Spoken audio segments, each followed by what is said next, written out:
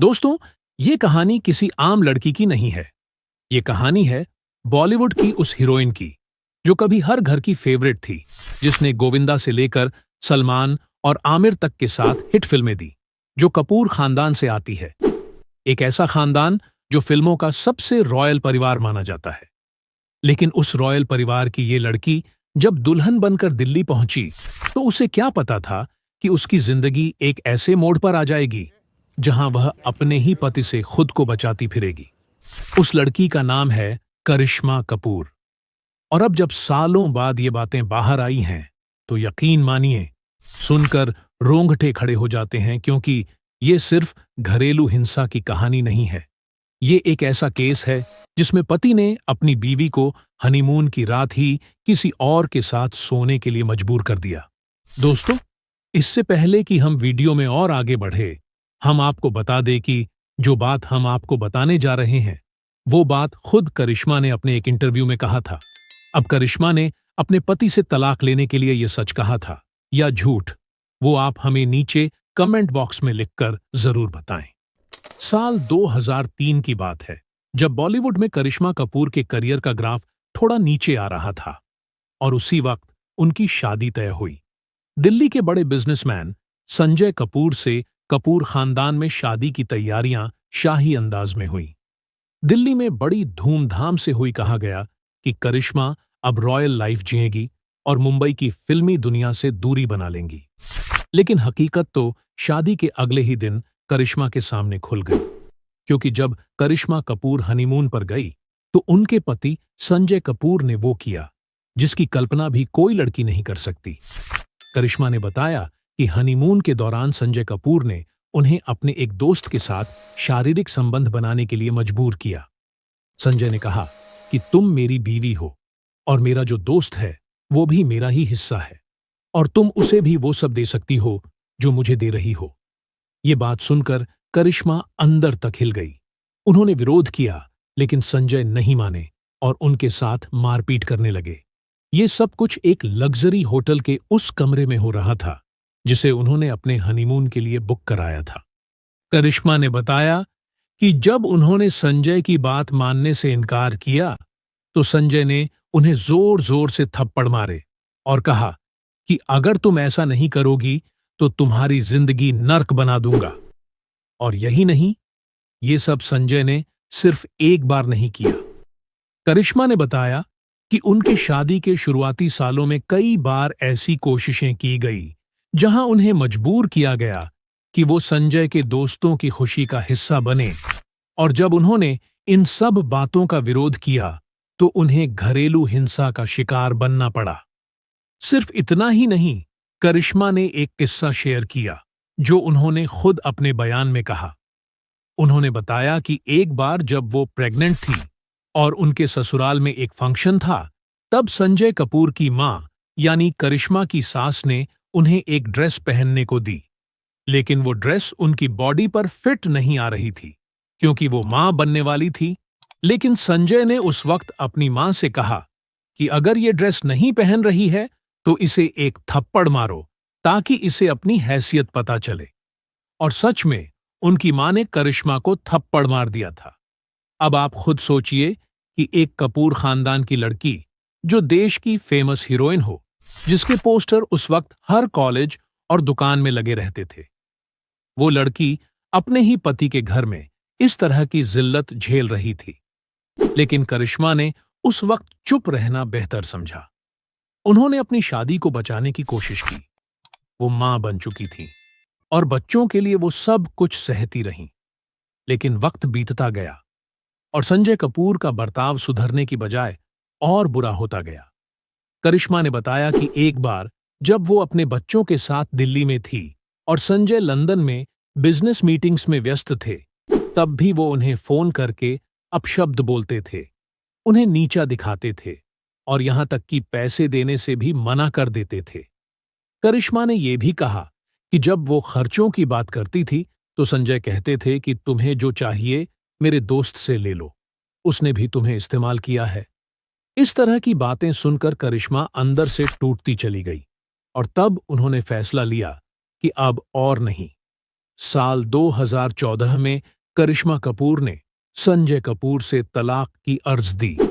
लेकिन ये तलाक भी आसान नहीं था, क्योंकि संजय ने उन्हें गलत साबित करने के लिए कई कोशिशें की। उन्होंने करिश्मा को मानसिक रूप से बीमार बताया, यहां तक कि ये कहा कि करिश्मा सिर्फ पैसों के लिए शादी में बनी रही। वहीं करिश्मा ने कोर्ट में घरेलू हिंसा और दहेज उत्पीड़न का केस दर्ज कराया।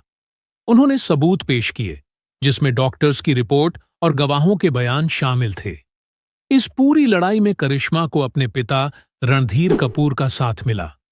रणधीर कपूर ने मीडिया में साफ कहा कि संजय कपूर एक थर्ड कैटेगरी का इंसान है जो अपनी बीवी के साथ ऐसा व्यवहार करता है।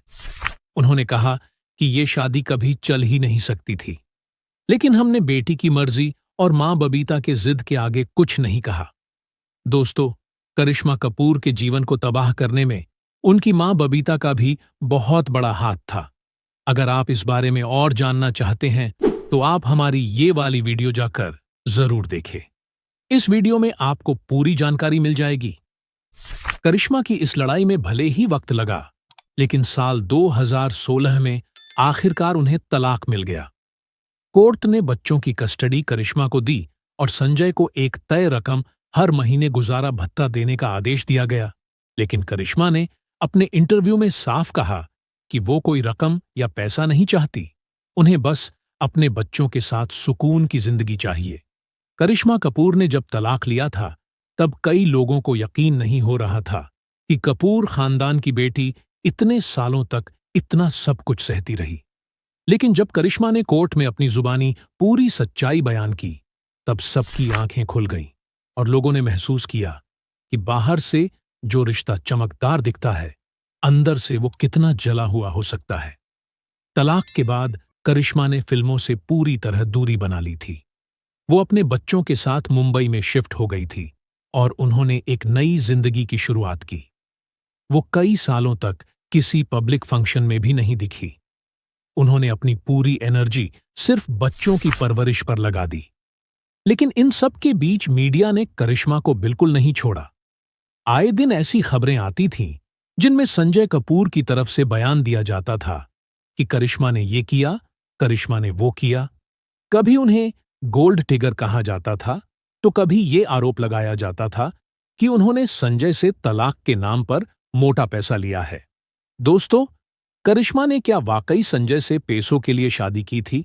आप हमें नीचे कमेंट बॉक्स में जरूर बताएं, क्योंकि कई बार उन पर यह आरोप लगाया गया था, जबकि करिश्मा ने कभी भी मीडिया में कोई पैसा या प्रॉपर्टी की बात नहीं की, बल्कि हर बार यही कहा कि मैं एक मां हूं और मेरे लिए सबसे बड़ी जिम्मेदारी मेरे बच्चे हैं, और मैं नहीं चाहती कि मेरे बच्चों की परवरिश ऐसे माहौल में हो जहां हर रोज घर में लड़ाई हो या उन्हें मां को रोते हुए देखना पड़े।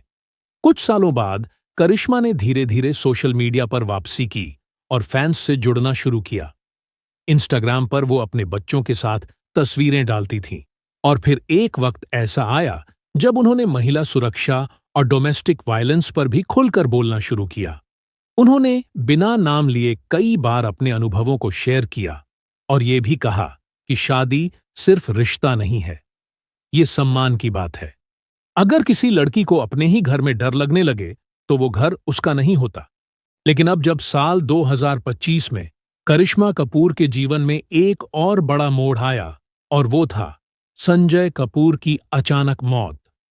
संजय के मौत के बाद ये केस फिर से चर्चा में आ गया। 12 जून 2025 को संजय कपूर की मौत लंदन में हुई। बताया गया कि पोलो मैच के दौरान जब वो किसी खिलाड़ी की मदद करने गए तो एक मधुमक्खी ने उनकी जीभ पर काट लिया और उसी के बाद कार्डियक अरेस्ट हुआ और उनकी जान चली गई। इस खबर ने सबको चौंका दिया, क्योंकि संजय फिट थे, एक्टिव थे और बेहद लग्जरी लाइफ जी रहे थे। लेकिन उनकी मौत के बाद जो बातें सामने आने लगी, उन्होंने पूरे बॉलीवुड को फिर से इस पुराने विवाद की तरफ मोड़ दिया। अब जब संजय कपूर नहीं है, तो लोग सवाल कर रहे हैं कि क्या करिश्मा को अब उनके पैसों में कोई हिस्सा मिलेगा? क्या बच्चों के नाम कुछ प्रॉपर्टी ट्रांसफर की जाएगी? और क्या संजय की मौत के बाद कपूर खानदान और दिल्ली के कपूर फैमिली में कोई संवाद हुआ है? इन सवालों के जवाब अभी किसी को नहीं पता। लेकिन इतना जरूर है कि करिश्मा ने अब तक कोई ऐसा क्लेम नहीं किया है। उन्होंने संजय की मौत के बाद भी कोई बयान नहीं दिया, ना ही मीडिया में जाकर कोई सनसनी फैलाई उन्होंने। बस अपने सोशल मीडिया पर एक ब्लैंक स्टोरी पोस्ट की थी, जिसमें एक टूटे हुए दिल और एक सफेद फूल का इमोजी था, जिसे लोगों ने उनके पुराने जख्मों से जोड़कर देखा। आज जब हम करिश्मा कपूर को देखते हैं तो वो पहले से कहीं ज्यादा मजबूत दिखाई देती हैं। उन्होंने खुद को संभाला, अपने बच्चों को एक बेहतर माहौल में बड़ा किया और किसी भी तरह के गॉसिप या मीडिया के बहाव में बहने की बजाय अपनी शर्तों पर जिंदगी जी। आज भी जब कोई उनसे संजय कपूर का नाम लेता है तो वो एक ठंडी मुस्कान देकर आगे बढ़ जाती है। तो दोस्तों, ये थी कपूर जुड़ी वो कहानी जिसे आज भी बहुत कम ही लोग जानते हैं। हालांकि क्या आपको इस बारे में पहले से पता था या नहीं? हमें नीचे कमेंट में जरूर बताएं।